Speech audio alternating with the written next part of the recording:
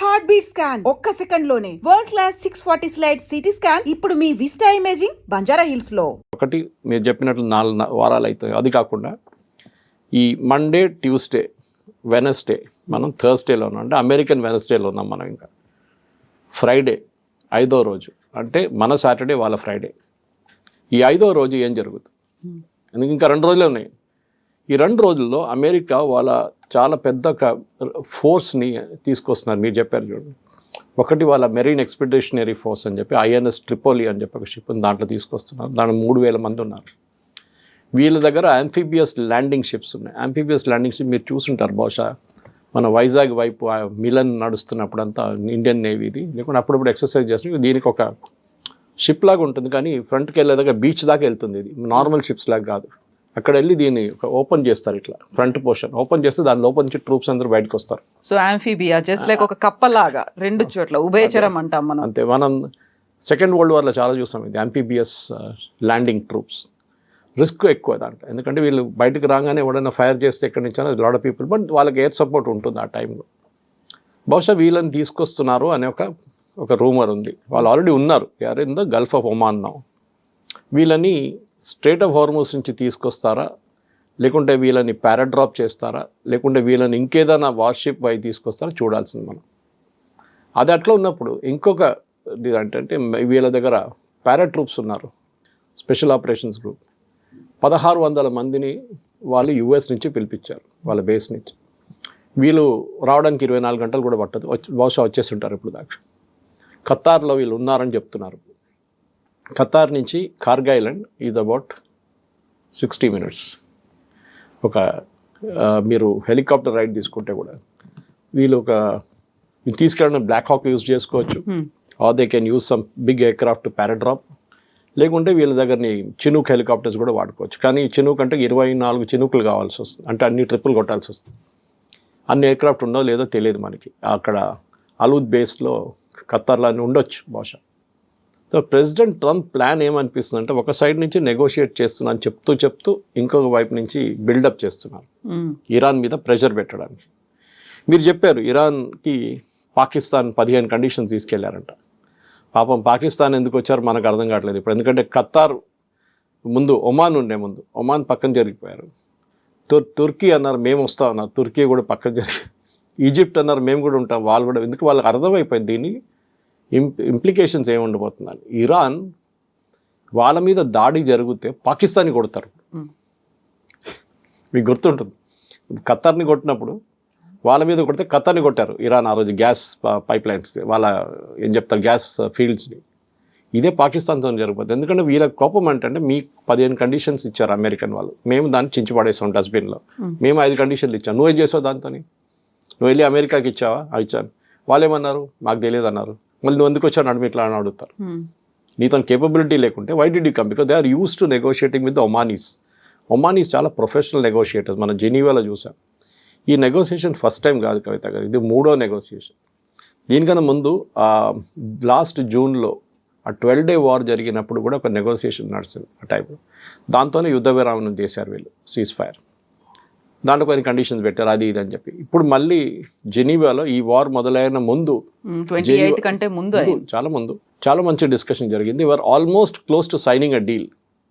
ఆ టైంలో ఏదో ఇజ్రాయెల్ ప్రెషర్ పెట్టారంటున్నారు, ఇజ్రాయలీ లాబీ అంటున్నారు, ఏం జరిగిందో తెలియదు. కానీ వీళ్ళు సడన్గా సాటర్డే 28th బాంబ్ చేసేసారు వీళ్ళు, ఫిబ్రవరి.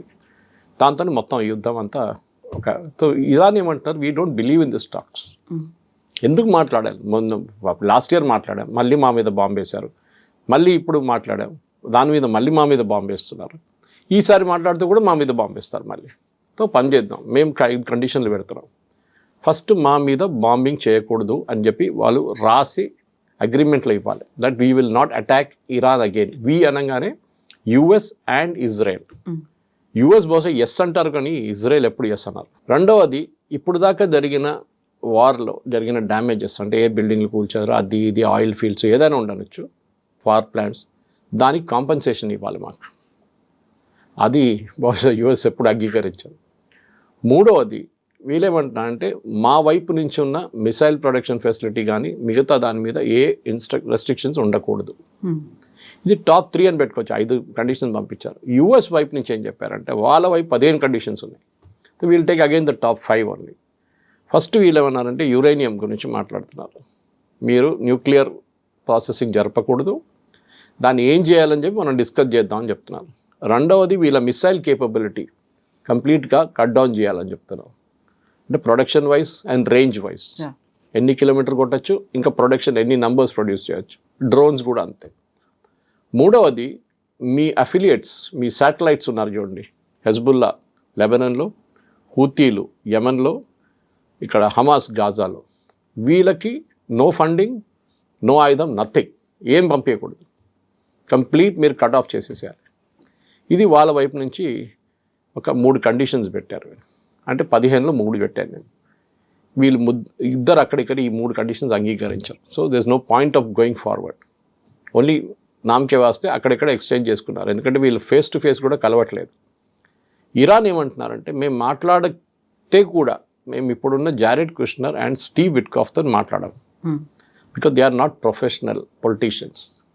వాళ్ళు Steve Witkoff is Trump Gulf buddy and వాళ్ళ కన్స్ట్రక్షన్ ఇండస్ట్రీలో ఫ్రెండ్, కుష్నర్ ఏమో సన్ ఇన్ లా. వీళ్ళకి ఇద్దరికి పొలిటికల్ ఎక్స్పీరియన్స్ అసలు లేదు నెగోషియేషన్లో. మేము we will speak to vice president JD Vance and Marco Rubio secretary of state, వీళ్ళతో మేము మాట్లాడతాం. కావాలంటే వీళ్ళిద్దరిని తెచ్చుకోండి మీరు, ఎందుకంటే ఎలిమెంట్ ఆఫ్ కంటిన్యూటీ ఉండాలి కదా. లాస్ట్ టైం ఏం మాట్లాడామన్నాం కానీ వీళ్ళిద్దరికి తెలియదు, సో వాళ్ళ దగ్గర అడుగుతా ఏం మాట్లాడారు లాస్ట్ టైం అని చెప్పి. అది so this is what situation. ఇప్పుడు ఈ మీటింగ్ జరుగుతుందో లేదో చెప్పలేము, చాలా డౌట్ఫుల్. ఎందుకంటే ఈ మీటింగ్ జరగాలంటే ఒకటి అట్లీస్ట్ ఒక 5-6 పాయింట్స్ మీద ఒక అగ్రిమెంట్ ఉండాలి, rough agreement. The top most యూఎస్కి ఉన్న అన్ని వారి ఇజ్రాయెల్కి ఉన్నది కూడా దట్ ఇరానియన్ న్యూక్లియర్ ప్రోగ్రామ్ గురించి. ఈ ఇరానియన్ న్యూక్లియర్ ప్రోగ్రామ్కి మీకు గుర్తుంటుంది కవిత గారు, ప్రెసిడెంట్ ఒబామా టైంలో ఒక ఒప్పందంకి వచ్చారు వీళ్ళు, దట్ వీళ్ళ ప్రొడక్షన్ వీళ్ళు తగ్గిస్తారు, అంటే వీళ్ళ యురేనియం క్వాలిటీ ప్రాసెసింగ్. అది కాకుండా వీళ్ళ వైపు నుంచి ఆయుధాలు తయారు చేయరు అని చెప్పి ఒక ఒప్పందానికి వచ్చారు. ఇరాన్ది చాలా మటుకు డబ్బులు ఆ టైంలో అమెరికా బ్లాక్ చేసి పడేశారు. అంటే వాళ్ళ ఓవర్సీస్ ఉన్న బ్యాంక్లో ఉన్న డబ్బులని ఫ్రీజ్ చేసేసారు. ఇప్పుడు ఈవెన్ రష్యాది అట్లా చేశారు, 200 బిలియన్ 300 బిలియన్ ఉంది అకౌంట్, అన్నీ యూకేలో ఉండే, అదే మొత్తం ఫ్రీజ్ చేసేసారు వాళ్ళు. ఆ డబ్బులు కూడా ఈ అగ్రిమెంట్ ప్రకారం రిటర్న్ చేశారు. ట్రంప్ ఆ టైంలో ఏం పెద్ద గొడవ చేశారు, ఏంటంటే అమెరికన్ ట్యాక్స్ పేయర్ డబ్బులు తీసి ఇరాన్కి ఇచ్చారు మీరు అని చెప్పి. అండ్ ఒబామా దానికి కౌంటర్ చేయలేకపోయారు, క్లియర్గా ఎక్స్ప్లెయిన్ చేయలేకపోయారు. ఒక పెద్ద పొలిటికల్ డిఫీట్ ఉండే ఒబామాకి. తర్వాత ఈసారి కూడా వీళ్ళు ఏం అడుగుతారంటే మాకు డబ్బులు కావాలి. సో దీంట్లో మెయిన్ స్టిక్కింగ్ పాయింట్ మనందరూ తెలుసు, స్ట్రైట్ ఆఫ్ హోర్మూస్ నుంచి షిప్పులు ఫ్రీగా దిగాలని ప్రెసిడెంట్ ట్రంప్ చెప్తే ఇరాన్ అంటున్నారు కాదు, దీని కంట్రోల్ మేము మిగతా అక్కడ ఉన్న గల్ఫ్ స్టేట్స్ అందరు కలిసి కంట్రోల్ మెయింటైన్ చేస్తాం. ఎందుకంటే మీకు గుర్తుంటుంది, ట్రంప్ ఒక ప్రెస్ కాన్ఫరెన్స్లో చెప్పారు బయట మీడియాతో మాట్లాడుతూ, ఎవరు కంట్రోల్ చేస్తారు స్ట్రైట్ ఆఫ్ హోర్మూస్ అంటే నేను, మీ అన్నారు. And Ayatollah, whoever is Ayatollah అంటే అక్కడ ఎవరు అయతోల్లా ఉన్నారు అంటే దాంట్లో 2 సంకేతాలు వచ్చినాయి బయటకు. ఒకటి, అయతోల్లా ఉంటాడు, రెజీమ్ చేంజ్ లేదు, ఈజ్ అగ్రీడ్ హిమ్సెల్ఫ్ అనమాట ఇండైరెక్ట్లీ. రెండవది, వీళ్ళిద్దరు కలిసి ఎట్లా కంట్రోల్ చేస్తారు, అమెరికాకి అక్కడ ఏం స్టేక్ ఉంది, అమెరికన్ షిప్స్ రావు అక్కడ అన్ని యూరోపియన్ లేకుంటే ఇండియన్ లేకుంటే మిగతా బంగ్లాదేశ్ బట్ ఇండోనేషియా వైపు వెళ్ళే షిప్స్లే ఉంటుంది, అది చైనీస్ ఆఫ్ కోర్స్. ఇక అమెరికాకి ఏమి interest.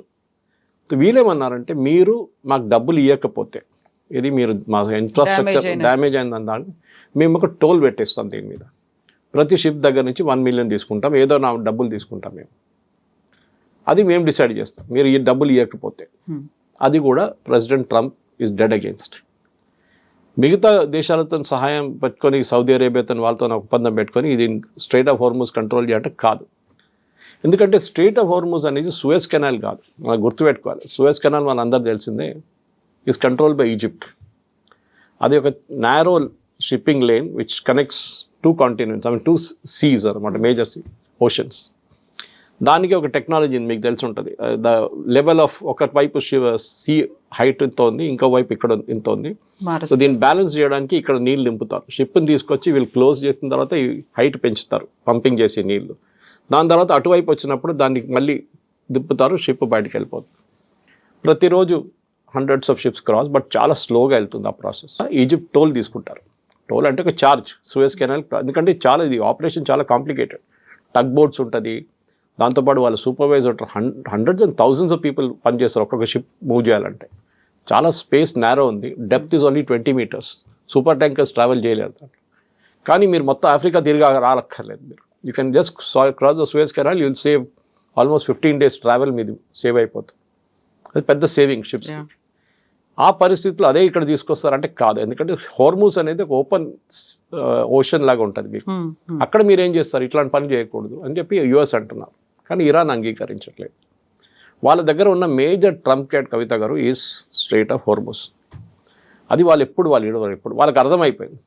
And this is something America యుద్ధం మొదలయ్యే ముందే అర్థం చేసుకోవాలి ఉండే. దట్ స్ట్రెయిట్ ఆఫ్ హోర్మూస్ మీదే ఇరాన్ కన్ను ఉంటుంది ఎప్పుడు. వాళ్ళ లాస్ట్ ట్రంప్ కార్డ్ అదే.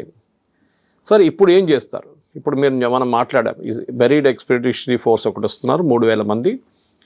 82nd ఎయిర్బోర్న్ డివిజన్ వస్తున్నారు, 1,600 people.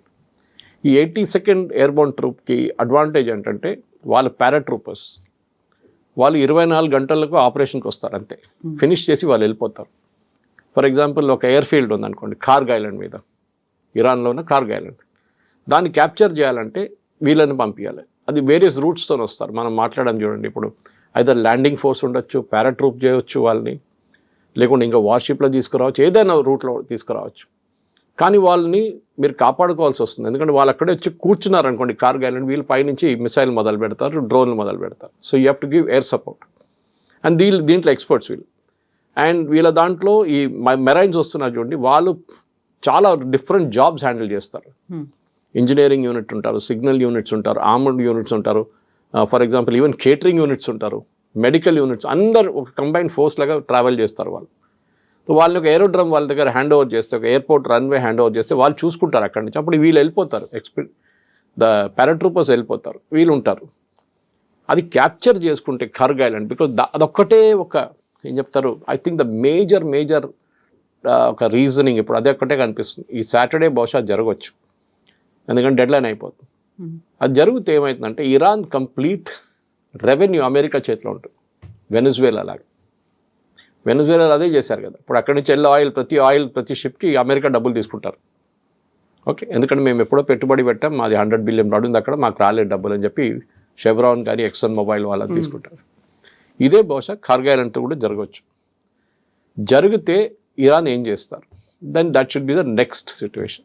ఎగ్జాక్ట్లీ. ఇప్పుడు ఆల్రెడీ ట్రూప్స్ని డిప్లాయ్ చేయబోతున్నారు అనుకున్నప్పుడు దే విల్ బి లైక్ ఒక బూట్స్ ఆన్ ద గ్రౌండ్ అని మనం అనుకుంటాం. అది డైరెక్ట్గా దిగొచ్చేమో అనేటువంటి, ఇప్పుడు నేవీ కావచ్చు, ఎయిర్ ఫోర్స్ ఇప్పటిదాకా ఉంది, బట్ ఆర్మీ కూడా రాబోతోంది అనుకున్నప్పుడు ఇరాన్ ఎక్స్పెక్ట్ చేస్తోంది ఏం జరుగుతుంది అనేది. ఖమేనీ చనిపోక ముందు నుంచి కూడా అన్నిటినీ పెట్టుకున్నారు కాబట్టి, స్ట్రాటజీ అంత ప్లాన్ అయింది కాబట్టి అంత ఈజీగా కూడా యాక్సెప్ట్ చేయదు కదా. మళ్ళీ వాళ్ళు ట్రూప్ వస్తోంది అనుకుంటే వీళ్ళకంటూ ఒక స్ట్రాటజీ ఉంటుంది. డెఫినెట్గా అది మనం ఒక వార్ సెనారియోలో ఎప్పుడు ఎక్స్పెక్ట్ చేయాల్సింది. ప్రెసిడెంట్ ట్రంప్ చేసిన అన్నిటికంటే పెద్ద తప్పు ఇది. ఈ యుద్ధం మొదలయ్యే ముందు మేము ఇది చేస్తే ఇరాన్ ఏం చేస్తారు, ఒక వార్ సెనారియో ఉంటుంది. మేము కొడుతూనే వెళ్తాం, ఇరాన్ ఏం చేయరని కాదు కదా, వాళ్ళు చేస్తారు, వాళ్ళు కూడా దే విల్ రియాక్ట్. కానీ అది యాంటిసిపేట్ చేయలేదు యుఎస్. ఒకటి, ఇరాన్ వాళ్ళ నేబర్స్ మీద బాంబ్ చేస్తారనేది అమెరికా ఎప్పుడు ఊహించలేదు. అరే సౌదీ అరేబియా పక్కన ఉంది, చాలా ఫ్రెండ్లీ కంట్రీ, అక్కడ అటుపక్కన ఇరాక్ ఉన్నారు, ఇటు పక్కన కువైత్ ఉంది, ఖతార్ ఉంది, అక్కడ బహ్రెయిన్ ఉంది, వీళ్ళందరూ వాళ్ళతో ఉండాల్సిందే కదా. ఎప్పుడు అంటారు you cannot choose your neighbours అంటారు. వాళ్ళు ఉంటారు, ఇప్పుడు మీకు నచ్చకపోతే కూడా ఉంటారు మీ నేబర్స్ మీ దగ్గర. సో అట్లాంటి పరిస్థితి. అటాక్ చేసింది Iran. Correct. And that day itself 28th itself ఇజ్రాయెల్ని కొట్టడం అని దాంట్లో కొత్తది ఏం లేదు, అది వాళ్ళు రెగ్యులర్గా చేస్తూ ఉంటారు. కానీ మిగతా ఫ్రెండ్స్ని కొట్టడం అనేది అది పెద్ద మార్పు వచ్చేస్తుంది. అండ్ వాళ్ళు కూడా రియాక్ట్ చేయలేకపోతున్నారు. మీరు చూడండి, వాళ్ళు సౌదీ అరేబియా కానీ, సౌదీ అరేబియా కూడా గుడ్ ఎయిర్ ఫోర్స్, వాళ్ళు ఇరాన్ ఈజీగా అటాక్ చేసుకోవచ్చు. ఇన్ఫ్యాక్ట్ నిన్న ఒక న్యూస్ రిపోర్ట్లో, I think it was New York Times, దాంట్లో ఏం చెప్పారంటే Saudi Arabian prince Mohammed bin Salman ఏమన్నారంటే అమెరికా దగ్గర చెప్పారంట, మీరు యుద్ధం ఆపకండి, you go fight and finish off Iran. మీకు ఏం సహాయం కావాలంటే చెప్పండి, మేము ఇస్తాం మీకు ఎయిర్ బేస్ యూసేజ్, ఫైనాన్స్గా మీరు డబ్బులు ఏం కావాలంటే మేము హెల్ప్ చేస్తాం, కానీ ఆ ఇరానియన్ రెజీమ్ ఉండకూడదు. ఇప్పుడు మీరు ప్రెసిడెంట్ ట్రంప్ ప్లేస్లో ఉంటే కవిత గారు ఏం ఆలోచిస్తారు, ఇరానియన్ రెజీమ్ని ఎట్లా మార్చాలి? అక్కడ ఇప్పుడు ముగ్గురే ఉన్నారు మాట్లాడడానికి రెడీగా ఉన్న ముగ్గురే ఉన్నారు. అంటే వాళ్ళు ఇప్పుడు దాకా చనిపోలేదు వాళ్ళంతే, అంతా చెప్పొచ్చు. వాళ్ళు ఇంకా అటాక్ చేసి చంపలేదు వీళ్ళు. ప్రెసిడెంట్ కరెక్ట్, ప్రెసిడెంట్ పెసికిషాన్ ఆయన ఉన్నారు, speaker and this foreign minister, వీళ్ళు ముగ్గురే ఉన్నారు, కనిపిస్తున్నారు కూడా. ప్రెసిడెంట్ అయితే ఒక బ్లండర్ చేసిండు ఆయన పెసికిషాన్. ఆయన యుద్ధం మొదలు కాగానే సౌదీ అరేబియా మీద బాంబ్ చేయగానే ఒక అపాలజీ చెప్పాను, sorry we made a mistake, ఇంకా జరగదు ఇప్పుడు నుంచి అని. ఇమ్మీడియట్గా విత్డ్రా చేయాల్సి వచ్చింది. Within half an hour revolutionary guards వాళ్ళని ఆయన ఫోర్స్ చేశారు విత్డ్రా చేయడానికి. So he is not interested. ఆయన పొజిషన్ చాలా వీక్ ఉంది. ట్రంప్ చెప్పారు చూడండి, మేము చంపకపోతే వాళ్ళ మనుషులు చంపుతారు వాళ్ళని అని చెప్పేసి, they are people will kill them అని. So we don't know who to speak. మేము ఎవరితో మాట్లాడి మాకు అర్థం కావట్లేదు, ఇరాన్ ఎవరున్నారో మాకు తెలియదు. మేము అనుకున్నాం లారిజానీతో మాట్లాడదాం అనుకున్నా కానీ ఇజ్రాయెల్ వచ్చి ఆయన కూడా కొట్టేశారు. And he was the most pragmatic face. ఆలోచించండి, ఇజ్రాయెల్ లారిజాని చంపినప్పుడు నాకు కూడా డౌట్ వచ్చింది, వై హిమ్? ఎందుకంటే అమంగ్ ఈ నలుగురు, ఇప్పుడు మనం చెప్పిన 3 పేర్లతో 4వ పేరు ఈయనది. అండ్ ఆయన would have been a great choice, because ఆయనకి రెవల్యూషనరీ గార్డ్ మీద పట్టుంది, ఆయనకి ఆర్మీ మీద పట్టుంది, అండ్ ఆల్సో పొలిటిక్స్ మీద అండ్ రిలీజియస్ లీడర్స్. నలుగురిని వీళ్ళు ఆయన తోడు తీసుకెళ్తారు, కలగరు, కానీ ఆర్ని చంపేశారు ఆయన. ఇప్పుడు ఎవరితో మాట్లాడతారు మళ్ళీ మీరు? You have to speak to only these 3 people. వీళ్ళు ముగ్గురికి అంత పవర్ లేదు. Whereas the speaker of the Iran parliament Mohammed Khalifa, ఆయన దీనికన్నా ముందు ఎయిర్ ఫోర్స్ చీఫ్ ఉండే, and he was also the chief of the revolutionary guards. ఈ 2 పదవులు చాలా careful, especially revolutionary guards. So ఆయనకు ఆ పవర్ ఉంది ఒకటి, కానీ he the hard line religious bent of mind. అంత ఈజీగా అమెరికా చెప్పిన మాటలు వినరు. సో బహుశా వీళ్ళు ముగ్గురులో ఎవరినో ఒకరిని మాట్లాడుతున్నారు ఇరాన్తోని అమెరికా డైరెక్ట్గా, కానీ ఎవరని చెప్పట్లేదు. ఇరానియన్ ఫారెన్ మినిస్టర్ అయితే డినై చేసేసి, మేమైతే మాట్లాడలేదు, ట్రంప్తోనే మాట్లాడుకుంటున్నాడు, and he's just playing for the markets. ఈ మార్కెట్ రేటు, ఆయిల్ రేట్ తగ్గించడానికి చేస్తున్నారు, మిగతా ఏం లేదు position, which is sort of correct. కానీ ఇప్పుడు జరిగే దాంట్లో కవిత గారు, ఈ నెక్స్ట్ 24 hours to 48 hours చాలా క్రూషియల్గా ఉండబోతుంది. ఎందుకంటే ఇరాన్ మూవ్ కాకపోతే ట్రంప్ దాన్ని ఒక ఎక్స్క్యూజ్గా యూజ్ చేసుకుంటారు. నేను చూడండి, నేను ఎంత ఓపెన్గా ఉన్నాను, నేను 15 కండిషన్ పెట్టాను, డిస్కస్ చేద్దాం అని చెప్తే వాళ్ళు రాలేదు, వాళ్ళు మీటింగ్కి, ఏం చేయమంటారు నన్ను అన్నాడు. And that is why Monday to Friday పెట్టుకున్నారు ఆయన, సాటర్డే పెట్టుకోలేదు, 6 days అని చెప్పలేదు, 5 days అని చెప్పారు. సో దట్ ఎగ్జాక్ట్లీ ఫ్రైడే రోజు మార్కెట్, యుఎస్ మార్కెట్ క్లోజ్ చేయగానే అటాక్ అనేది బహుశా కరెక్ట్ జరుగుతుంది. సో ఇప్పటిదాకా మనం ఇరాన్ గురించి పెట్టే కండిషన్స్ గురించో, లేకుంటే అమెరికా ఇస్తున్నటువంటి 15 ఫార్ములా గురించో మాట్లాడుకుంటున్నాం, కానీ ఇజ్రాయెల్ మాత్రం తను ఏం చెయ్యాలనుకుంటుందో ఆ పని చేస్తుంది. అండ్ ట్రంప్ని మళ్ళీ లాగాలి అనేటువంటి ప్రయత్నాలు కూడా చాలా ఎక్కువగానే చేస్తుంది. ఎందుకని ఇజ్రాయెల్ అసలు మాట్లాడట్లేదు? నెతన్యాహు ఎప్పుడో ఒకసారి కనిపిస్తున్నారు తప్ప ట్రంప్ లాగా ఆయన చెయ్యట్లేదు అసలు. మాట్లాడడం అనేది యూర్ టాకింగ్ ప్రెస్ కాన్ఫరెన్స్ లాగా. ఎగ్జాక్ట్లీ. అక్కడ ఏమవుతుంది, వాళ్ళ స్ట్రాటజీ కావచ్చు, లేకపోతే ఫండ్స్ గురించి కావచ్చు. ఇజ్రాయెల్లో ఎప్పుడు ఒఫీషియల్ పొలిటికల్ బ్రీఫింగ్ కన్నా వాళ్ళ ఆపరేషనల్ బ్రీఫింగ్ ఎక్కువ ఉంటుంది. ఇప్పుడు ఐడిఎఫ్ చూడండి, ఇజ్రాయలీ డిఫెన్స్ ఫోర్సెస్ రోజుకి 2-3 సార్లు బ్రీఫింగ్ ఇస్తారు. వాళ్ళ ఆపరేషన్ డీటెయిల్స్, లెబనాన్లో ఏం జరిగింది, లిటానీ రివర్ దగ్గర కొట్టాము మేము, ఇన్ని బంకర్లు డిస్ట్రాయ్ చేసాము, ఇన్ని లాంచ్ ప్యాడ్ డిస్ట్రాయ్ చేసాము, వాళ్ళు బ్రీఫింగ్ ఇస్తారు రెగ్యులర్గా. అది ఉంటుంది. కానీ పొలిటికల్ బ్రీఫింగ్ అని చాలా తక్కువ. ఒకటి, ఎందుకంటే ఆయన ముందుకు ఎందుకు వచ్చారంటే, ఒకసారి ఆయన చనిపోయారని చెప్పి పెద్ద రూమర్ ఉండే, సో చూపించండి నేను బతుకున్నానని చూపించడానికి ఆయన వచ్చినాను. కానీ ఇజ్రాయెల్ ఎప్పుడు బయట ట్రంప్ మాట్లాడరు వీళ్ళు. They are very very reserved వాళ్ళ కామెంట్స్లో. ఇజ్రాయెల్ కావాల్సింది ఒకటే, అండ్ స్పెషలీ నెటన్యాహుకి ఎలక్షన్స్ రాబోతుంది ఇప్పుడు కొన్ని నెలల్లో. ఆయనకి ఈ ఎలక్షన్ గెలవాలంటే యుద్ధం ఉండాలి ఆయనతో, ఇంకా నడవాలి యుద్ధం. ఇజ్రాయలీస్ చాలా టైర్డ్ అయిపోయారు యాక్చువల్లీ.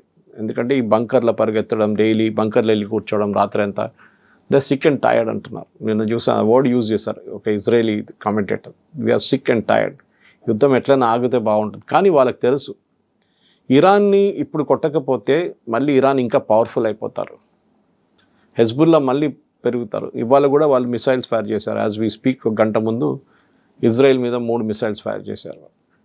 సో హెజ్బుల్లాని కొట్టాలి. ఇన్ఫ్యాక్ట్ మీకు తెలుసుంటుంది, ఇరానియన్ అంబాసిడర్ని లెబనాన్ నుంచి పంపించేశారు. He was declared persona non grata and he was asked to get out. Lebanon అనే ఒక దేశం ఉందని మనం మర్చిపోయాం. మన హెజ్బుల్లా గురించి మాట్లాడుతాం. హెజ్బుల్లా టెర్రరిస్ట్ ఆర్గనైజేషన్ లెబనాన్లో కూర్చున్నారు.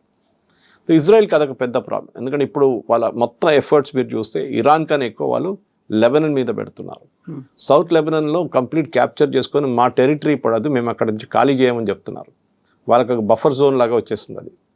ఎందుకంటే అక్కడి నుంచి మిసైల్స్ లాంచ్ చేసినప్పుడు నార్దర్న్ ఇజ్రాయెల్ వైపు ఈ బఫర్ జోన్ ఉంటే పనికొస్తుంది ఇజ్రాయెల్కి అనమాట. వాళ్ళ ఆయుధాలు కూడా, అంటే వాళ్ళ యాంటీ ఎయిర్క్రాఫ్ట్ గన్స్ కానివ్వండి, మిగతా ఇంటర్సెప్టర్స్ కానీ అక్కడ ఉంచుకోవచ్చు సదర్న్ లెబనాన్లో. ఇటువైపు ఇరాన్ వైపు వాళ్ళు ఏం చేస్తున్నారంటే వాళ్ళు కంటిన్యూస్ ఇవాళ పొద్దున కూడా బాంబ్ చేశారు. వాళ్ళు స్పెసిఫిక్గా లీడర్షిప్ని కొడుతున్నారు. స్టార్టింగ్ నుంచి అదే కదా, 28th రోజు కొట్టింది లీడర్షిప్ని కొట్టే, ఇప్పుడు కూడా అదే చేస్తున్నారు. కమాండ్ అండ్ కంట్రోల్ సెంటర్స్ని కొడుతున్నారు.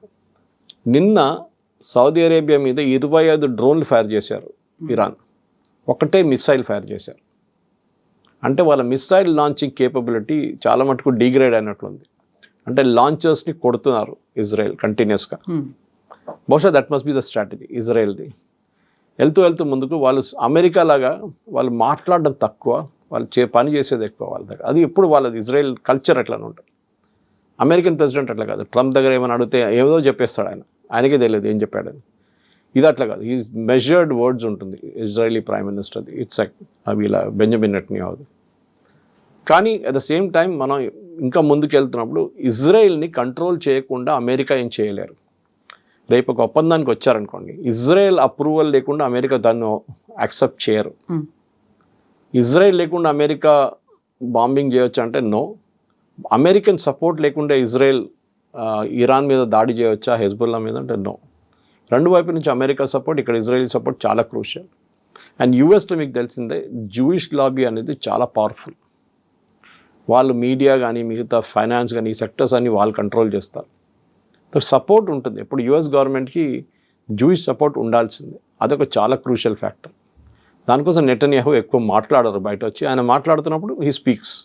వాళ్ళ పబ్లిక్ ఎంగేజ్మెంట్స్ కనిపిస్తారు, ఆర్మీ యూనిట్స్ కలవడానికి వెళ్తున్నారు, రెస్టారెంట్కి వెళ్తున్నారు, ఆ వీడియోలు బయటకు వస్తుంది. బట్ ఈ 3 దేశాలు లాగర్ హెడ్స్ అంటారు, కంటిన్యూస్ గా ఫైట్ చేయాలి అనే దాంట్లోనే 3 ఉన్నాయి. బట్ ఆ ఇంపాక్ట్ ప్రపంచ దేశాల మీద పడుతుంది, భారతదేశం మీద ఎస్పెషల్లీ. బయటికి వెళ్తే ట్రాఫిక్ జామ్లు అనేవి రోడ్ల మీద కనిపించట్లేదు, పెట్రోల్ బంకుల్లో కనిపిస్తున్నాయి, లాంగ్ క్యూస్ అనేవి ఉన్నాయి. You take any time, morning నుంచి మిడ్ నైట్ వరకు అదే పరిస్థితి ఉంది. క్రైసిస్ ఆర్టిఫిషియల్ గా క్రియేట్ చేశారా, నిజంగా ఉందా, ప్రభుత్వం ఏం చేస్తోంది? క్రియేటెడ్ క్రైసిస్ ఇది. అంటే ఇది పానిక్ బయింగ్. ఇది నిన్న కావాల్సిన ఫ్యూయల్ హైదరాబాద్లో సప్లై అయింది, దానికన్నా 605 కిలోలీటర్ ఎక్స్ట్రా సప్లై అయింది. కానీ ఏమవుతుందంటే ఒక రోజుకి సప్లై ఇన్ని, వాళ్ళ అండర్ గ్రౌండ్ ట్యాంక్లో ఒక కెపాసిటీ ఉంటుంది పెట్రోల్ బంక్లో. వాళ్ళు ఒక రోజుకి ఫిలప్ చేసుకుంటే బహుశా ఒక రోజు 2 రోజులు వాళ్ళకి నడుస్తుంది ట్యాంకర్. ఈ ట్యాంకర్లన్నీ most of the petrol bunk దగ్గర ట్యాంకర్లు ఉండదు. ఈ ట్యాంకర్ పంపిస్తుంది అంతా, అది ఐఓసీఎల్లో, బీపీసీఎల్లో, హెచ్పీసీఎల్. వాళ్ళు టెండర్ పిలుస్తారు ట్యాంకర్కి. సంవత్సరం పాటు టెండర్ ఉంటుంది. ఇప్పుడు సడన్గా వాళ్ళకి 1200 ట్యాంకర్లు కావాలి ఎక్స్ట్రా. అది సరే పక్కన రాష్ట్రంలో ఉందంటే అక్కడ కూడా అదే క్రైసిస్. ఈ పానిక్ బయింగ్ ఎందుకు జరుగుతుందని ఎవరికి అర్థం కాదు. ఇది ఏదో వాట్సాప్ గ్రూప్లో మెసేజ్ వచ్చి ఉంటుంది. మన దగ్గర we have more than 62 days, అంటే 62 రోజులు కావాల్సిన ఫ్యూయల్ మన దగ్గర ఉంది ఇప్పటికి కూడా. ఎందుకంటే మన కంటిన్యూస్ మనకు షిప్స్ వస్తూనే ఉన్నాయి. So that's not a problem. అది రాగానే ఒకసారి గుజరాత్ పంపిస్తారు, లేకుంటే ముంబై పంపిస్తారు, లేకుంటే మ్యాంగ్లూర్ పంపిస్తారు, లేకుంటే కొచ్చిన్ పంపిస్తారు, లేకుంటే అటువైపు విశాఖపట్నం పంపిస్తారు. So that all over the country distribution pipe lines ఉంటుంది వాళ్ళకి. ఎక్కడ ఫ్యూయల్ షార్టేజ్ లేదని చెప్పారు. సజ్జనార్ గారు చెప్పారు, స్టీవెన్ రవీంద్ర గారు చెప్పారు, ఈవెన్ ఉత్తమ్ కుమార్ రెడ్డి గారు చెప్పారు, దేర్ ఇస్ నో షార్టేజ్. అది కాంగ్రెస్ గవర్నమెంట్లో ఉన్న మినిస్టర్ చెప్తున్నారు, there is no shortage, don't panic. ఈ ప్యానిక్ బయింగ్ అనేది మన ఇండియన్ కల్చర్లో. రేపు పొద్దున్న నుంచి పాలు రాదు మీకంటే వెళ్ళి 10 లీటర్ పాలు కొనుక్కొచ్చి ఇంట్లో పెట్టుకుంటారు. అట్లా మన వాళ్ళు చేస్తారు అట్లాంటి పనులు. ఎందుకు మీరు ఫుల్ ట్యాంక్ కొట్టుకుంటే ఏం చేస్తారు మీరు? వాళ్ళకి లాజిక్ లేదు. మీరు గుర్తుంటుంది కవిత గారు, దీనికన్నా ముందు మోదీ గవర్నమెంట్ వచ్చే ముందు వీళ్ళు రూపాయి అక్కడ ఇక్కడ పెంచుతుండే వీళ్ళు అప్పుడప్పుడు. ₹2 ఒకసారి, ₹1, లీటర్కి.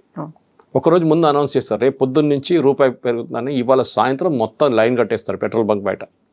గంట కూర్చుంటారు. ఆటో రిక్షా డ్రైవర్ నుంచి BMW అందరూ ఉంటారు లైన్లో. వాడు maximum fuel tank full tank కొట్టుకుంటే 50 లీటర్లు, ₹50 సేవ్ అవుతుంది. BMWకి ₹50 సేవ్ చేసుకొని ఏం చేసుకుంటాడు అర్థం కాదు నాకు. I can still understand auto rickshaw driver. ₹50 ఏం చేసుకుంటాడు? అదే దానికోసం 2 గంటల సేపు లైన్లో నిలబడతాడు, టైం వేస్ట్, కానీ ఉంటాడు. ఇది మన మెంటాలిటీ. ఎల్పిజి చూడండి, ఎల్పిజి మన దేశంలో నేను ఆ రోజు చెప్పాను కూడా 33 కోట్ల కనెక్షన్స్ ఉంది మనకి. 33 కోట్లు అంటే ప్రతి ఇంట్లో ఒక ఎల్పిజి ఉంది. బికాజ్ ఈ మల్టిప్లై బై 4 పాపులేషన్ ఇండియన్ పాపులేషన్కి వచ్చేస్తుంది. కానీ చాలా ఇంట్లో ఇప్పుడు కూడా వాళ్ళు పిఎన్జి వాడుతున్నారు. ఇప్పుడు గవర్నమెంట్ ఇమ్మీడియట్ ఏం చెప్పారంటే you have to start PNG distribution immediately. Last 2 రోజుల్లో 2 లక్షల కనెక్షన్స్ ఇచ్చారు. పైప్ న్యాచురల్ గ్యాస్ గవర్నమెంట్ దగ్గర, అది కూడా బయట నుంచి ఇంపోర్ట్ చేసేది, ఏదో మనం తయారు చేసేది కాదు, కానీ ప్రాసెస్ చాలా ఈజీ దానికి. ఎల్పిజి ఆ ప్రాసెస్ అట్లా కాదు. ఎల్పిజి స్టోరేజ్ చాలా డిఫికల్ట్, ఎందుకంటే ప్రెషర్లో స్టోరేజ్ చేయాల్సి వస్తుంది, హై ప్రెషర్లో. దానికోసం ఎక్కువ స్టోరేజ్ చేయలేము. వేరే ఆయిల్ మనం ఎంత స్టోర్ చేసుకోవచ్చు, అండర్ గ్రౌండ్ ట్యాక్స్ ఉంది, స్ట్రాటజిక్ రిజర్వ్స్ ఉన్నాయి, అన్నీ ఉన్నాయి మన దగ్గర. దానికోసం 62 రోజులు ఉంటాం. ఎల్పిజి కంటిన్యూస్ వస్తూనే ఉండాలి. అండ్ అఫ్కోర్స్ ఆయిల్ ప్రొడక్షన్ నుంచి ఎల్పిజి ప్రొడ్యూస్ చేసుకోవచ్చు, బ్యూటైన్, ప్రొపేన్ అన్నీ వస్తుంది దాని నుంచి. ఎందుకు? మీకు హీలియం ఉంది. మీరు ఎంఆర్ఐ మిషన్ నడిపించాలంటే మీకు హీలియం కావాలి. మీరు సెమీ కండక్టర్ ఇండస్ట్రీ కావాలంటే హీలియం కావాలి. మనం అనుకుంటాం మనం ఓన్లీ కుకింగ్, ప్రాసెసింగ్ దీని గురించి మాట్లాడతాం. మన దేశంలో ఉన్న 92% కనెక్షన్స్ డొమెస్టిక్, 8% కమర్షియల్, అంటే కిచెన్లు కానీ, ఇండస్ట్రియల్ కిచెన్స్ కానీ, రెస్టారెంట్స్ కానీ వీళ్ళకి. కానీ ప్రెషర్ చూడండి ఎక్కడికి వస్తుంది, వాళ్ళ మీద కూడా వస్తుంది. సో గవర్నమెంట్ ఏమంటున్నారు, ఇవి పిఎన్జి తీసుకోండి. పిఎన్జి తీసుకుంటే మీ ఎల్పిజి ఆటోమేటిక్ సస్పెండ్ అయిపోతుంది, గవర్నమెంట్కి సేవింగ్ వస్తుంది. గవర్నమెంట్ ఇప్పుడు మీరు చూస్తుంటారు, ఇవాళ పొద్దున కూడా న్యూస్ వచ్చింది పేపర్లో, చాలామంది బుక్ చేసిన వాళ్ళకి క్యాన్సిలేషన్ నోటీస్ వచ్చేసింది. ఎందుకు వచ్చింది అది? బికాజ్ ఒకటే అడ్రస్లో వాళ్ళకి 4 కనెక్షన్లు కనిపిస్తున్నాయి ఇప్పుడు. So they using AI to check. ఒకటే ఇంట్లో, ఒక అడ్రస్లో, ఒకటే బిల్డింగ్లో, ఒకటే ఫ్లోర్లో, ఒకటే ఫ్లాట్లో 4 కనెక్షన్స్ కనిపిస్తుంది వాళ్ళకి. సో క్యాన్సిల్ చేసి పడేశారు 3. ఆబ్వియస్లీ వీళ్ళు స్టాక్ చేసుకుంటున్నారు. ఇది ముందేం చేస్తారా, 3 కూడా ఆర్డర్ చేయరు. ఇప్పుడు ప్యానిక్ వచ్చినప్పుడు అన్ని ఆర్డర్ చేశారు సడన్గా, అప్పుడు పట్టుబడ్డారు. So government is saying PNG తీసుకోండి. I think that's most sensible. మా ఇంటి దగ్గర ఒక చాలా బిజీ అనే ఒక పరాటా సెంటర్ ఉంది. వాడి గారు వెళ్ళి చెప్పాను, వాడికి తెలియదు. వాడు అంటున్నాడు, సార్ నా డబ్బులు ఉన్నాయి సార్, నేను ఇస్తాను, చెప్పండి వాళ్ళకి ఇవ్వమని చెప్పి. నాకు 8 స్టవ్లు ఉన్నాయి, అంటే గ్యాస్ స్టవ్స్ ఉన్నాయి, నేను ఎల్పిజి కోసం కొట్టుకుంటాను. ఇప్పుడు కాదు, ఈవెన్ బిఫోర్ ఆల్సో సార్, నాకు అది ఇచ్చేసి అయిపోతే ఒకసారి అడ్రస్ ఇస్తారని చెప్తే నేను I gave the address. Bhagyanagar gas ఎవరిది? రిలయన్స్ది అది. So that culture has to come. దాంట్లో మీకు ఎల్పిజి ఆర్డర్ చేయక్కర్లేదు, మీరు ఆన్ చేస్తే గ్యాస్ ఉంటుంది, ఎప్పుడు మీకు టెన్షన్ ఉండదు దానికి. I think that culture Covid టైంలో మోదీ గారు చెప్పిన మాట ఆ రోజు, అది కూడా మిస్అండర్స్టాండ్ చేసుకున్నారు.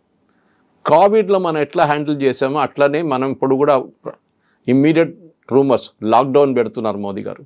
అదే హింట్ ఇచ్చాడు. ఎందుకు లాక్డౌన్? మీకు ఏదో పాండమిక్ రాలేదు కదా. మోదీ గారు ఏం చెప్పారంటే, ఆ టైంలో మనం ఎట్లా డిసిప్లిన్ పాటించామో, రోడ్ల మీద వెళ్ళకుండా ఇంట్లో ఉండి అది చేసుకో, అది చెప్పగానే ఇంట్లో ఉండమంటున్నారు మోదీ గారు అందరినీ, అక్కడ చెప్పలేదు ఆయన. So that's is the misunderstanding అన్నమాట. నాకు చాలామంది నాకు అడిగారు, నా దగ్గర ఫోన్ చేసి, మిసైల్ సురేష్ గారు లాక్డౌన్ ఉంటుందా, ఎందుకు ఉంటుందని వాళ్ళ దగ్గర అడిగాను return. Why lockdown? You have to arrive at a certain sense of discipline. ఈ డిసిప్లిన్ మన దాంట్లో లేదు. కవిత గారు, పోలీసు వాడు కనిపించకపోతే రెడ్ లైట్ జంప్ చేస్తాడు 100% మనోడు. ఓకే, పోలీసు వాడు ఉంటేనే ఆపుతాడు. వాడి కెమెరా ఉంటే అది కూడా చూస్తాడు, కెమెరా లేకుండా వెళ్ళిపోతాడు పోలీసు వాడి దగ్గర. ఇది మన ప్రాబ్లం.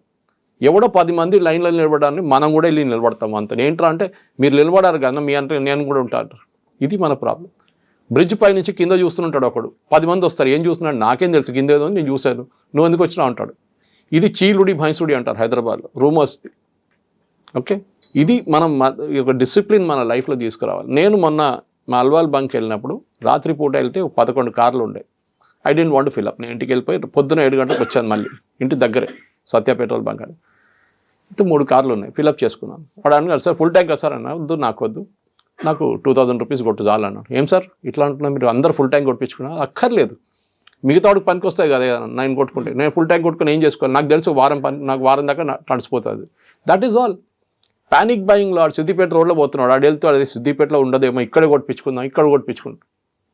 ఇది దిస్ యాటిట్యూడ్ మన షార్టేజెస్లో ఒక టైంలో ఉండే. కరెక్టే, షార్టేజెస్ మన దేశంలో చాలా మటుకు ఉండే. పాలు లేకుండే.